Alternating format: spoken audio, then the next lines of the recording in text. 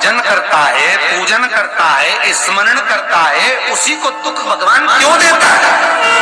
पड़ोसन कभी मंदिर नहीं जाती, अगरबत्ती नहीं लगाती, कभी किसी को 1 रुपया दान नहीं करती, वो तो खूब फले फूले। और हम तो सोमवार का व्रत करें, मंगलवार करें, एकादशी करें, द्वादशी करें, लोटा भर के पानी भी चढ़ाए, तो भी दुख हमें क्यों मिलता है? बोलोरी जी जी सही है कि गलत है? उसका उत्तर कपिल देव जी महाराज ने दिया। माँ सुनो, जिस प्रश्न को आपने मुझसे करा, यही प्रश्न देवऋषि नारद ने भगवान विष्णु से करा। यही प्रश्न भगवान विष्णु से देवऋषि नारद ने करा कि जो मंदिर जाए, देवालय जाए, पूजन करे, अर्चना करे, पाठ करे, स्मरण करे, दुख उसी को क्यों मिलता है? और जो कभी मंदिर नहीं जाए, भगवान का भजन नहीं करे, उसके तो 4 चांद लग जाते, खूब लक्ष्मी भगवान देता। नारद जी ने जैसे भगवान विष्णु से ये प्रश्न किया, तो भगवान विष्णु देवऋषि नारद से बोले, इसका उत्तर मैं बाद में दूंगा, पहले अपन दोनों ब्राह्मण के कपड़े पहनकर चल घूमने चलते। और देवऋषि नारद को ब्राह्मण के कपड़े पहना दिए, भगवान विष्णु ने ब्राह्मण के कपड़े पहन लिए, दोनों घूमने के लिए चल दिए। जाते जाते एक सेठ जी का दरवाजा मिला, एक बहुत बड़ा बंगला, बहुत बड़ा घर, और वहां जाकर भगवान विष्णु ने नारद जी से कहा, भूख लग रही, कुछ मांग ले। सेठ जी क्या? नारद जी ने आवाज लगाई, भिक्षाम देहि। सेठ जी निकल के बाहर आए, क्या है बाबा? हमें भूख लगी है, थोड़ा सा कुछ दे दीजिए। सेठ जी बोले, तेरा बाप रख के गया है, दे दीजिए। निकले यहाँ से बाहर, अगर भिखारी भीख मंगे, निकलो यहाँ से बाहर।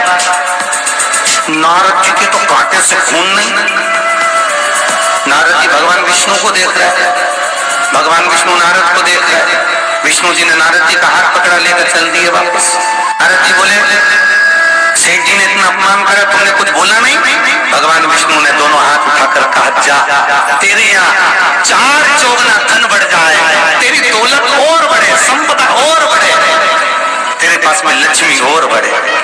नारद जी चले, भगवान विष्णु का हाथ पकड़ के बोले, ये कहाँ की रीति है? उसने धक्के मारकर निकाला, गाली दे के निकाला, बाप तक पहुंच गया, और तुम उससे कह रहे हो कि तेरी लक्ष्मी बढ़ जाए।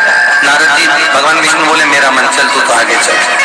अब भगवान विष्णु लेकर चले तो एक बूढ़ी बुजुर्ग माता बैठी थी एक कमरे में, एक घर के अंदर। उस बुजुर्ग को देख भगवान विष्णु ने कहा, नारद इसके चलते चलते जाकर आवाज लगाई, माता जी भिक्षाम देहि, हमें भूख लग रही है माता जी, कुछ दे दीजिए। माता जी बोली, देखो बाबा, मेरे घर में खाने का तो कुछ भी नहीं है, बस एक गाय है, उस गाय की मैं सेवा करती हूँ, दूध मिलता है, वही दूध रखा हुआ है, तुम दोनों अंदर आ जाओ। और 2 आसन लगा दिए, माता जी ने दोनों को बिठा दिया। माता जी दोनों के लिए दूध लेकर आई, दे दिया। भगवान विष्णु और नारद चले। नारद जी बोले, कितनी अच्छी माता है, बिठा के दूध पिलाया, पानी पिलाया, और बस सेठ जी ने धक्के मारकर निकाल दिया। भगवान आशीर्वाद दो इस बूढ़ी माता को। भगवान विष्णु ने दोनों हाथ उठाकर कहा, जा, तेरी गाय मर जाए। अब तो और कांटे से खून नहीं। भगवान देवऋषि नारद ने कहा, प्रभु तुम्हारा ये स्वरूप मुझे बहुत बुरा लगा। भगवान ने कहा, कौन सा स्वरूप? वो सेठ जी ने धक्के मारकर निकाला था, तेरी और लक्ष्मी बढ़े, और वो बेचारी गाय तो दूध पिलाई, और तुम कहते उसकी गाय मर जाए। हाँ, भगवान बोले, मेरा मन, तो तुमने ऐसा क्यों करा? भगवान बोले, नारद तू मेरी लीला नहीं समझता ना। नारद जी बोले, कभी समझूंगा भी नहीं, पहले बताओ ये क्यों हुआ? लीला जाने दो, मुझे तो ये बताओ।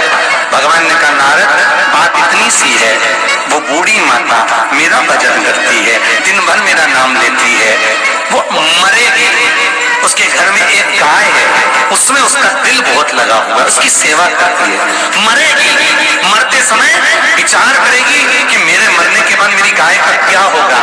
गाय की याद करते करते जब मरेगी तो उसको गाय की योनि मिल जाएगी, वो भगवान के पास नहीं आ पाएगी, विष्णु के पास नहीं आ पाएगी, इसलिए मैंने उसके मरने से पहले उसकी गाय को मार दी। नारद जी बोले, ये तो समझ में आ गया, पर अब ये बताओ कि उस सेठ जी को लक्ष्मी क्यों बढ़ाई?